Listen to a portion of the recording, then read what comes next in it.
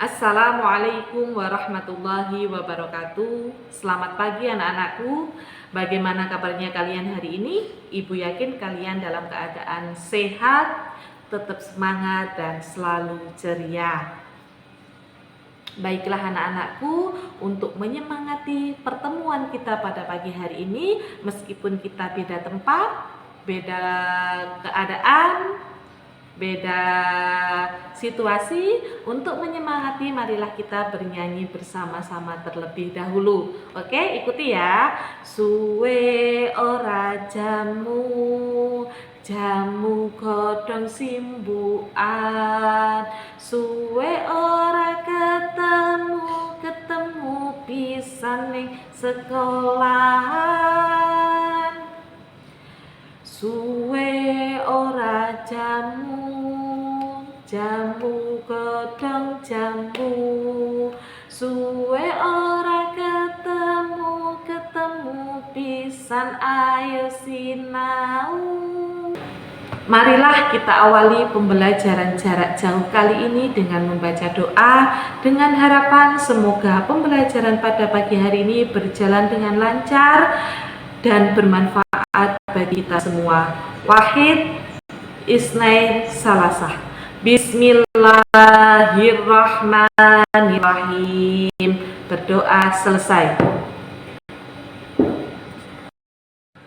Pada pertemuan kali ini kita akan membahas rukhsah. Kira-kira apa sih yang terfikirkan dalam diri kalian tentang rukhsah? Apa sih rukhsah itu? Ya, Ibu yakin kalian tahu, karena di pertemuan yang lalu kita sudah membahas tentang rukhsah. Ya, rukhsah itu adalah keringanan atau kemudahan yang diberikan oleh Allah Subhanahu wa Ta'ala kepada hambanya dalam beribadah kepadanya. Pada pertemuan pagi ini kita lebih fokus ke pembahasan rukhsah dalam beribadah, zakat, dan ibadah haji. Ada firman Allah dalam surat Al-Baqarah ayat 286 yang berbunyi, Bismillahirrahmanirrahim. La yukallifullahu nafsan illa wus'aha, laha ma kasabat wa 'alaiha maktasabat. Rabbana la tu'akhidna in nasina aw akhtana. Rabbana wa la tahmil 'alaina isran kama hamaltahu 'alal ladzina min qablina. Rabbana wa la tuhammilna ma la taqata lana bih wa'fu 'anna waghfir lana warhamna anta maulana fansurna 'alal qaumil kafirin. Artinya, Allah tidak membebani seorang melainkan sesuai dengan kesanggupannya. Dia mendapatkan pahala dari kebijakan yang dikerjakannya, dan dia mendapat siksa dari kejahatan yang diperbuatnya. Mereka berdoa, wahai Tuhan kami, janganlah Engkau membebani kami dengan beban yang berat sebagaimana Engkau bebankan kepada orang-orang sebelum kami. Wahai Tuhan kami, janganlah Engkau pikulkan kepada kami apa yang tidak sanggup kami memikulnya. Maafkanlah kami, ampunilah kami, dan rahmatilah kami. Engkaulah pelindung kami, maka tolonglah kami menghadapi orang-orang kafir. Quran Surat Al-Baqarah ayat 286. Tujuan pembelajaran pada pembelajaran hari ini, kalian harus bisa menjelaskan tentang rukhsah dalam zakat, rukhsah dalam haji, serta menjelaskan hikmah rukhsah dalam beribadah. Yang pertama yaitu kemudahan atau keringanan saat melakukan pembayaran zakat. Zakat merupakan suatu harta yang wajib dikeluarkan setiap umat muslim kepada orang yang berhak menerimanya. Orang yang berhak menerima zakat itu ada 8 anak-anak, sudah ada ketentuannya. Zakat dibagi menjadi 2, yaitu yang pertama zakat fitrah dan yang kedua adalah zakat mal. Untuk pertemuan pada pagi hari ini kita lebih fokus kepada zakat fitrah. Kemudahan dalam pembayaran zakat. Pembayaran zakat fitrah boleh dilakukan semenjak awal Ramadan. Seperti saat ini anak-anak, kita hari ini sudah puasa 10 atau bahkan 15 hari. Kita sudah boleh mengeluarkan zakat, tapi wajibnya mengeluarkan zakat itu di akhir bulan Ramadan. Membayar zakat boleh dengan menggunakan uang, tapi harus setara dengan harga makanan pokok yang ada dalam daerah tersebut. Contohnya, kita hidup di Indonesia, lebih fokusnya daerah Ambulu. Makanan pokok yang ada dalam daerah sini yaitu beras. Untuk itu kita harus menyetarakan uang dengan harga beras. Harga beras saat ini 15.000, sedangkan ketentuan zakat fitrah yaitu minimal 2 kilo 8 ons. Untuk itu berarti harga 15.000 dikalikan 2 kilo 8 ons ketemu harga Rp42.000. Berarti itu adalah yang harus dikeluarkan ketika zakat menggunakan uang. Kemudahan yang berikutnya untuk pembayaran zakat hendaknya harus dilakukan oleh pemilik zakat, tetapi pembayarannya boleh diwakilkan oleh orang lain. Misalnya zakat ibu dibayarkan oleh anaknya. Dalam artian seperti ini anak-anak, misalkan saya di sini sebagai seorang ibu, saya tetap harus membayar zakat untuk diri saya sendiri. Tapi untuk pendistribusiannya atau pembayarannya ke penerima zakat boleh dilakukan oleh anak saya ataupun sebaliknya. Jadi tetap hukum wajibnya adalah zakat itu harus dikeluarkan oleh pemilik zakat.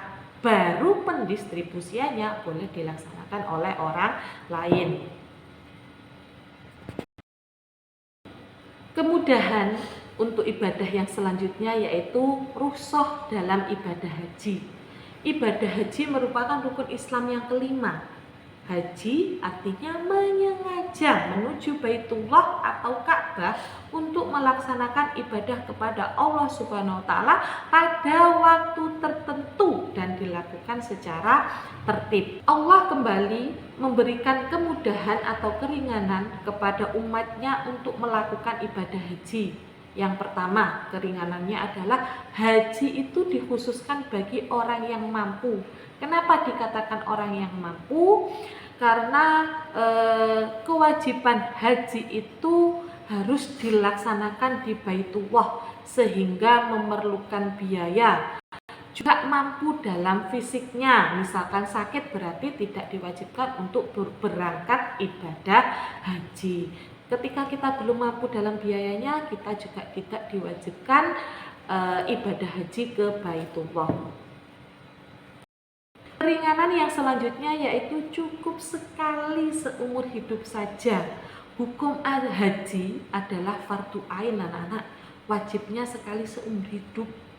Di dalam Islam dikenal dengan hujjatul Islam, yang artinya kewajiban haji yang wajib dilakukan adalah sekali seumur hidup. Proses pelaksanaan ibadah haji itu ada 3 anak-anak. Yang pertama yaitu haji ifrad, yang kedua haji tamattu, dan yang ketiga adalah haji qiron. Marilah kita ulas satu-satu tentang ketiganya. Yang kita bahas yang pertama yaitu adalah haji ifrad. Haji ifrad adalah seseorang berniat melakukan haji terlebih dahulu, kemudian umroh pada bulan-bulan haji. Jenis haji ini cukup sulit dilaksanakan di kalangan kita di orang Indonesia, terutama dikarenakan tidak terbiasa mengenakan pakaian ihram. Sebab semenjak jamaah tiba di Mekah, mereka tidak boleh melepas kain ihram hingga tiba hari raya Idul Adha atau setelah pelontaran Jumrah Aqobah. Jamaah yang melaksanakan ibadah haji ifrad ini tidak diwajibkan membayar dam atau denda. Yang kedua yaitu haji tamattu. Haji tamattu adalah melaksanakan umroh terlebih dahulu, mengenakan pakaian ihram lagi untuk melaksanakan manasik haji. Jenis inilah yang paling mudah dan paling banyak dilaksanakan jamaah haji Indonesia. Namun demikian, pelaksanaan haji ini diwajibkan membayar dam atau denda, yaitu berupa puasa 10 hari yang pelaksanaannya 3 hari harus dilakukan di tanah suci dan 7 hari kemudian boleh dilaksanakan ketika sudah nyampe di tanah air. Yang ketiga ada haji qiron.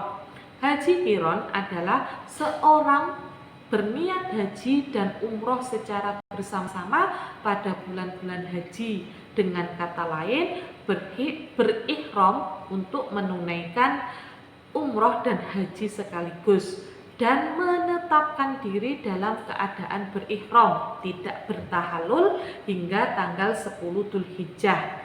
Untuk haji qiron ini wajib menyembelih hewan kurban, yaitu berupa seekor kambing pada tanggal 10 Dzulhijjah atau di hari-hari tasyrik, yaitu tanggal 11, 12 dan 13 Dzulhijjah. Bila tidak mampu, maka wajib berpuasa 10 hari layaknya tadi ketika membahas tentang haji tamattu, yaitu pelaksanaannya 3 hari di tanah suci dan 7 hari ketika sudah nyampe di tanah air. Pelaksanaan haji. Ibadah haji diwajibkan bagi yang mampu, baik secara materi maupun fisik. Dapat ringanan bagi yang mengalami fisik, kita nggak tahu keadaan di sana kita gimana, karena harus menyesuaikan dengan suhu tubuh, dengan suhu yang ada di sekitar sana, karena di Indonesia dengan di sana itu tidak sama, maka ada kemungkinan yang bakal terjadi. Berikut beberapa hal yang meringankan ketika ibadah haji. Ketika melaksanakan tawaf, jamaah haji sakit dan tidak bisa mengerjakan tawaf sendiri, maka dapat mengerjakan dengan cara ditandu atau dibopong, itu boleh. Yang kedua yaitu sa'i. Pada saat melakukan sa'i, apabila sakit dan tidak bisa berjalan atau masalah lain, maka boleh menggunakan kursi roda atau alat bantu lainnya. Kemudahan dan keringanan yang selanjutnya ketika beribadah haji yaitu ketika melaksanakan wukuf. Wukuf merupakan rukun haji, di mana ketika tidak melaksanakannya maka hajinya dianggap tidak sah.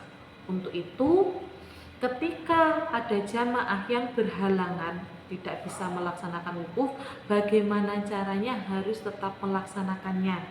Misalkan ada jamaah yang kondisinya sakit, boleh melaksanakan dengan menggunakan kendaraan atau ambulans atau alat bantu yang lainnya, daripada nanti ketika kita beribadah haji tidak mengikuti wukuf atau tidak melaksanakan wukuf, maka ibadah hajinya dianggap tidak sah.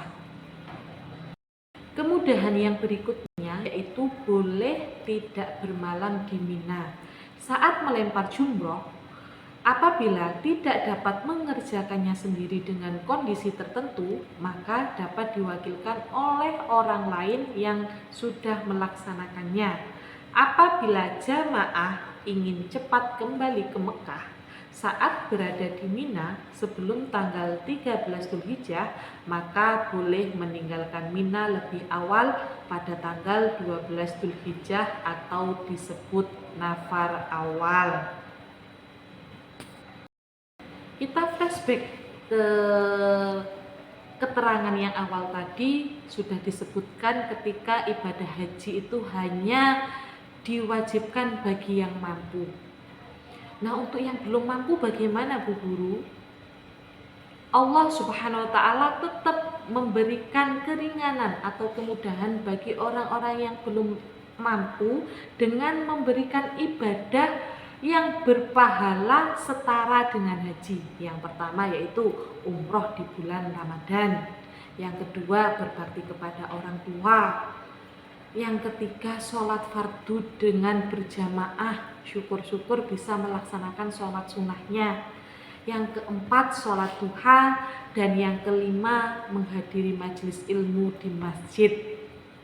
Itu semuanya merupakan rangkaian ibadah yang pahalanya setara dengan haji. Mudah bukan? Pasti mudah, oke? Hikmah dan keutamaan rukhsah.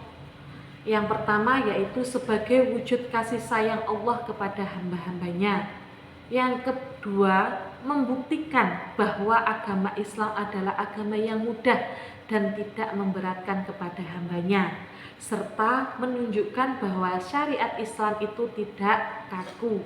Yang ketiga, mengingatkan umat Islam dalam menunaikan kewajiban dalam berbagai keadaan, mempermudah melaksanakan syariat, menguatkan istiqomah dalam menjalankan ibadah, menumbuhkan sikap disiplin dan saling menghargai. Semoga kita tetap diberikan kesehatan, kenikmatan sehingga kita bisa melaksanakan ibadah secara sempurna. Demikian pembelajaran jarak jauh kita pada hari ini. Kita sudah mempelajari tentang rukhsah ibadah zakat dan ibadah haji. Semoga kita diberikan kenikmatan dan kesehatan sehingga kita bisa beribadah kepada Allah Subhanahu wa taala. Dan harapannya Bu Zulfi, semoga pembelajaran kita pada hari ini dapat bermanfaat bagi kita semuanya. Atas perhatiannya, Ibu ucapkan terima kasih dalam 5 bahasa.